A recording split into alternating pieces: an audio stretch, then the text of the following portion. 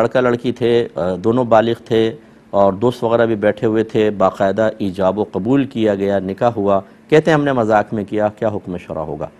دیکھیں نکاح منعقد ہو جائے گا، اس میں مذاق نہیں دیکھا جاتا، لیکن یہ ضرور دیکھا جائے گا کہ وہ لڑکا جو تھا وہ لڑکی کے خاندان والوں کے لیے باعث شرم و عار تھا کہ نہیں، یعنی اپنی عادات کے اعتبار سے، اپنے خاندان کے اعتبار سے، نسب کے اعتبار سے، پیشے کے اعتبار سے۔ بعض لوگ ایسے ہوتے ہیں کہ اچھے خاندان کے ہوتے ہیں اور وہ ایسے لڑکوں کو اپنا داماد بنانا پسند نہیں کرتے بلکہ شرم محسوس کرتے ہیں۔ اگر تو ایسا ہو کہ وہ بالکل ان کا ہم پلہ ہے، یہ شرم محسوس نہیں کریں گے، اس کو کہتے ہیں کفو، یہ ان کا کفو ہے، ہم پلہ ہم نظیر۔